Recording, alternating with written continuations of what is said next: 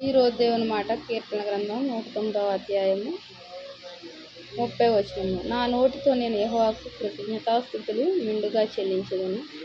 అనేకుల మధ్యను నేను ఆయనను స్తుతించెదను. కీర్తనలు 109వ అధ్యాయం 30వ వచనంలో నా నోటితో నేను యెహోవాకు కృతజ్ఞతాస్తుతులు మెండుగా చెల్లించెదను.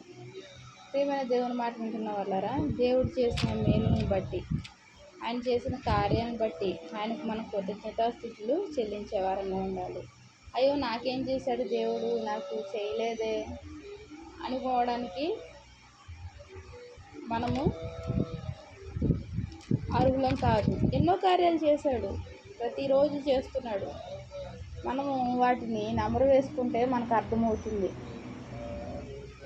మరి నా నోటితో నీ నోటితో మనం ఏం చేయాలి? యెహోవాకు కృతజ్ఞతాస్తుతులు చెల్లించే వారంగా ఉండాలి. ఎలా చెల్లించాలి? మెండుగా చెల్లించాలంట, అధికంగా చెల్లించాలి. ఈ భయంకరమైన ఎండ నుండి తప్పిస్తూ ఆయన నడిపిస్తున్నాడు, మన కనుపాపలో భద్రపరుస్తున్నాడు, మన రాకపోకల్లో తోడుగా ఉంటున్నాడు, మన బిడ్డలకు తోడుగా ఉంటున్నాడు, వారి యొక్క చదువులో వారిని ఆశీర్వదిస్తున్నాడు, వారి చదువులను. ఈ రీతిగా ఆయన ఆశీర్వదిస్తూ దీవిస్తూ నడిపిస్తున్న దేవునికి మనం ఏం చేయాలి? కృతజ్ఞతాస్తుతులు మెండుగా చెల్లించాలి. అనేకుల మధ్యను నేను ఆయనను స్తుతించెదను. మనము కృతజ్ఞతాస్తుతులు చెల్లించడమే కాకుండా అనేకుల మధ్యను ఆయనను స్తుతించాలి. మనం చేసిన కార్యాలను తెలియపరచాలి.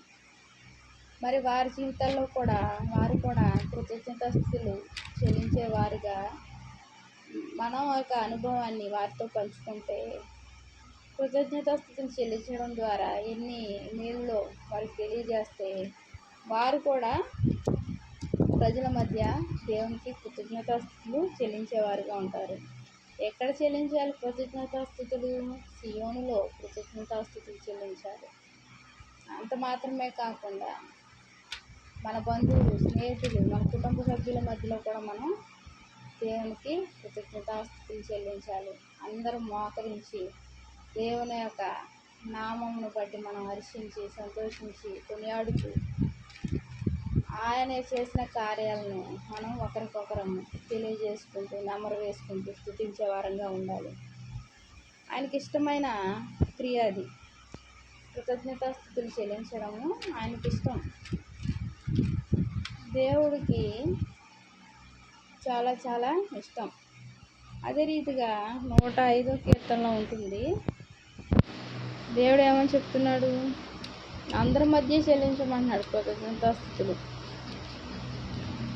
మరి ప్రతి విషయంలోనూ ఆయన కృతజ్ఞత కలిగి జీవించే వారంగా ఉంటే దేవుడు మరింత ఆశీర్వదిస్తూ దీవిస్తూ మన జీవిత యాత్రలో నిత్యము ఆయనను స్తుతించే వారిని ఇంకా హెచ్చిస్తూ నడిపిస్తూ ఆయన సమభూమి గల ప్రదేశంలో నడిపిస్తూ ఆయన పోషించే దేవుడుగా ఉన్నాడు. మరి ఈ మధ్యలో రకరకాల అనుభవాలు, వెలుచూపు, దూషణ, ఇలాగా ఏదైనా సరే ఆయన చూసుకునే దేవుడు. నటించేవారిని, దూషించేవారిని, హేళన చేసేవారిని ఏం చేస్తాడు దేవుడు? ఆయన బిడ్డలైన వారిని ఏదన్నా ఆయన చూసుకుంటాడు, నటించేవారిని దూరపరుస్తాడు. మనకు నిజమైన రక్షకుడు, నిజమైన స్నేహితుడు, తండ్రి వలె, స్నేహితుని వలె అన్ని రకాల అన్ని వేళల్లో మనల్ని పోషించి నడిపించే దేవుడు, ఏకైక దేవుడు మన పరమ తండ్రి.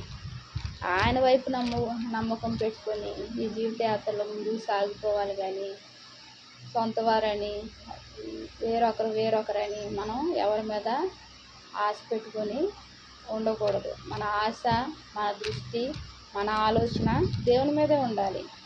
ఆయన బలమైన దేవుడు, బలమైన కార్యాలు చేసే దేవుడు.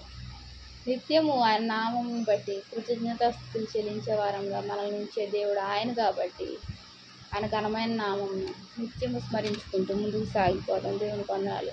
మహాప్రేమ గల తండ్రి, కృపగలనైనా అన్ని విషయాల్లో అన్ని వేళల్లో ప్రభు చేసిన గొప్ప కార్యాన్ని బట్టి ఆశ్చర్యకార్యాలను బట్టి ప్రభు నిత్యము కృతజ్ఞతాస్తుతులు చెల్లించే భాగ్యమును వాక్యం ఉంటున్న నాకు మాకు అనుగ్రహించి నడిపిస్తున్న నీ కృపను బట్టి వందనాలు చెల్లించుకుంటున్నానయ్యా.